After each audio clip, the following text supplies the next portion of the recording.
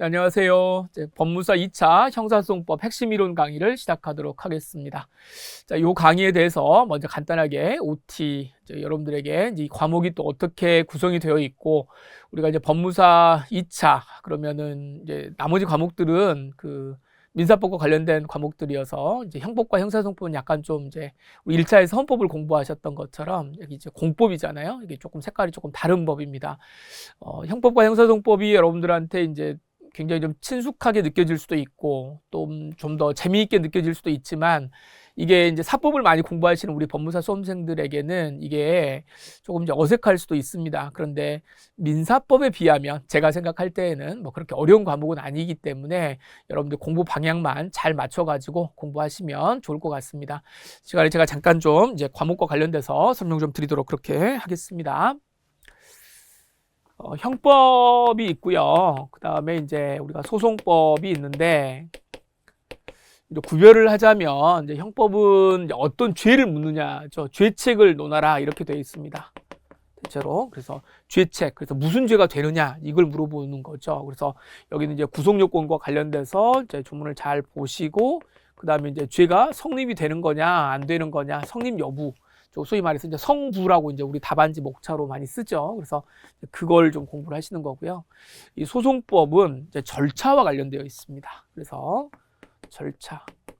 절차의 정당성을 물어보는 문제입니다. 그래서 여러분들이 이제 이거는 1차 과목처럼 이렇게 눈으로 쭉 훑어보면서 맞아, 뭐 O, X 뭐 이렇게 해가지고 해결되는 부분이 아니고 직접 이걸 써야 되기 때문에 이 절차와 관련돼 가지고 쓰려면은 물론 뭐 다른 과목도 마찬가지입니다만은 전체적인 내용들을 다 알고 계셔야 됩니다. 그래서 내가 뭘 물어보고 있는지를 잘 보시고 기출 문제 등을 보시면 이제 물어보는 내용들이 있죠. 형법은 이제 죄책을 물어본다고 하지만 여기에서는 이제 뭐가 어떠한 조치를 취해야 되는가, 법원이 취해야 될 조치 또는 이제 뭐 한번 좀 들어보셨겠지만 증거 능력과 관련된 부분들 이걸 증거로 쓸 수 있는가 없는가, 증거 능력의 인정 여부 이런 것들을 이제 물어보게 되는 거예요. 증거 능력 인정 여부.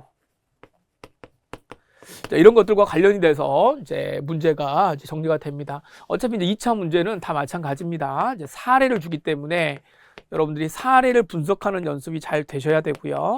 이 사례를 분석을 한 다음에 이 사례에서 어떠한 법리가 쓰여지는가, 법리의 문제입니다. 첫 번째, 법리를 정확하게 잘 보시고 이 법리 내용을 잘 정리를 하신 다음에 결국에 이제 사안의 검토, 사안의 해결 이렇게 쓰시는 거죠. 그리고 답안지는 이제 우리가 대체로 이제 요즘에는 예전에 이제 우리 사법시험 같은 경우에는 이제 뭐 특히나 형법은 아직도 좀 그런 게 좀 남아 있습니다만은 앞에 이제 서론 쓰고 본론 쓰고 마지막에 이제 결론을 내리기도 했는데 우리 법무사 시험은 이제 요즘에 또 그리고 이제 변호사 시험도 마찬가지로 요즘에 이제 그 결론을 먼저 쓰게 하죠. 결론을 먼저 써가지고 어떤 조치를 취하는가를 결론을 이렇게 쓰고 이제 쭉 그 이후에는 이제 이유를 쓰는 겁니다. 마치 이제 우리가 판결문을 보면 앞에 뭐가 나와요? 이제 주문이 나오고 그 다음에 이제 판결 이유가 나오듯이 답안지 구성은 결론을 먼저 쓰신 다음에 여기에 이 결론이 들어오게 되는 법리를 쓰시고 이 법리에 맞춰가지고 위 사안을 이제 우리가 주어진 사례가 있죠. 이 사례에 대한 이제 검토가 돼야 되는 거죠. 그래서 내용들은 이제 법리는 뭘 보셔야 되는 거냐면 이제 여기서 뭘 쓰셔야 되냐면 조문을 쓰시고요. 어차피 우리 절차법이기 때문에 근거는 절차는 판례만 단순하게 써가지고는 뭐 그게 중요하지 않, 물론 이제 반쪽입니다. 예, 그래서 물론 이제 판례를 쓰는 게 굉장히 중요하긴 하지만 그 판례가 나오기 위해서는 하나의 절차가 어떻게 규정되어 있는가가 굉장히 중요하기 때문에 조문을 찾아서 조문을 언급을 반드시 해주시고 그다음에 여기에 관련된 판례. 이제 판례를 보면 이제 내용들이 굉장히 많죠. 우리 교재도 이 판례를 이제 여러분들이 외워가지고 이제 결국 이제 암기해가지고 써야 되는 부분인데 굉장히 길어요. 이제 요 긴 거를 약간은 좀 어떻게 해야 된다. 이걸 축약해가지고 이걸 축약해서 이제 시험장에 가가지고 내가 줄줄줄 이 사안이 나오면은 내가 이걸 써야 되겠다라고 하는 것을 축약해서 요건 이제 어떻게 해야 됩니까? 지금 반복 연습하셔야 됩니다. 그렇게 쓰시고요. 이 법리가 있다라고 하는 걸 보시고 그다음에 이제 사안을 검토를 하셔야 됩니다. 그 사안은 이제 어떤 사안이 나올 거냐, 시험에 어떤 사안이 나오냐, 이제 뭐 굉장히 뭐 이게 범위가 넓을 수 있지만 우리 법무사 시험은 사실 좀 간단합니다. 의외로 좀 간단한 게 뭐냐면 결국 이제 사안이라고 하는 거는 이 출제자들이 새롭게 어떤 사안을 만들어 가지고 이러이러한 일들이 있는데 이거 어떻게 할 거야? 이제 이렇게 물어보는 게 아니라 이미 굉장히 이슈가 되어 있는 판례들이 있지 않습니까? 대법원에서 나왔던 판례. 매년 뭐 중요한 판례들이 나오고 있기 때문에 그 판례를 시사성 있게 그대로 이제 냅니다. 그래서 양이 좀 길더라도 읽어보면 다 웬만한 것들은 우리가 이제 공부한 범위 내에서 나오게 되어 있어요. 그래서 요 판례, 이 사안을 사실관계라고 그러죠. 공부하실 때 판례의 사실관계를 정확하게 공부하시고 이 사실관계를 공부하신 다음에 이제 판례의 내용들을 이제 숙지를 하시면 시험장에 가셨을 때 읽어보면 아 이거구나 이러한 내용을 이것도 이제 물어보고 있는 거구나라고 하는 게 사실 눈에 보입니다. 예, 여러분들 공부를 뭐 안 하시는 게 아니기 때문에 너무 겁먹지 마시고 대신 공부하실 때 이 판례의 사실관계를 정확하게 숙지하시고 여기에 관련된 판례를 자 다시 이렇게 오셔서 요 내용들을 보시는 거죠. 그러니까 이 판례를 앞에서 정리하시고 그 다음에 이 사실관계가 이러하기 때문에 이 판례가 여기에 이제 투영이 돼가지고 이제 결론이 나오는 거죠. 근데 대신에 이제 이걸 키워드, 소위 말하는 이제 키워드라고 이제 이야기하는 거죠. 반드시 이거를 여러분 판례의 원문을 뭐 달달달 다 외울 수는 없잖아요. 그래서 반드시 꼭 들어가야 될 것들이 있습니다. 저도 이제 뭐 많이 채점을 좀 해보면 여러 가지 여러분들 글을 많이 쓰시는데 똑같은 내용을 쓰더라도 그 비슷한 내용을 읽어보면 다 그 말인 것 같은데 그래도 반드시 들어가야 될 문구들이 있습니다. 그러니까 판례 내에서 좀 키워드라고 잡아드리는 것들이 있는데 이 키워드가 반드시 현출될 수 있도록 여러분들이 이제 정리를 하셔야 되고 가능하면 정확하게 암기하셔가지고 쭉 적어내시는 것이 좋습니다. 자 이렇게 하기 위해서는요. 이제 물론 판례 공부도 굉장히 중요하지만 저는 굉장히 이 부분도 강조를 많이 해드립니다.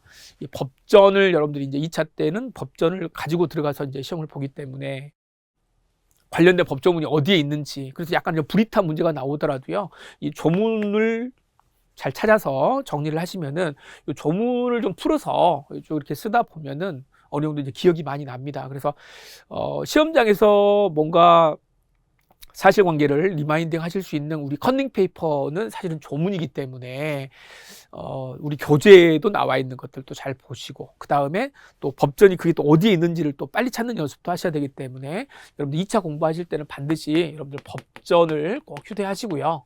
이게 꼭 뭐 이제 가능하면은 여러분 시험장용 법전을 쓰시는 게 좋습니다. 원래 쓰던 거 가지고 이제 공부하시는 게 좋으니까 법전 잘 정리하시고 이제 어느 쪽에 있다, 어디쯤에 요게 있다, 요거는 규칙에 있다, 어디에 있다, 요걸 좀 빨리 좀 알아두시면 훨씬 더 답안지 쓰는데 굉장히 도움이 됩니다. 그러니까 공부하시는 방법은 법전의 내용들을 잘 보시고 이 법전을 읽으시면서 관련된 판례가 이제 머리에 기억이 나도록 그리고 그 사안이 나오면 아 내가 이걸 이렇게 써야 되겠다 라고 하는 것이 좀 정리가 될 수 있도록 그걸 이제 고박이 반복하는 거죠.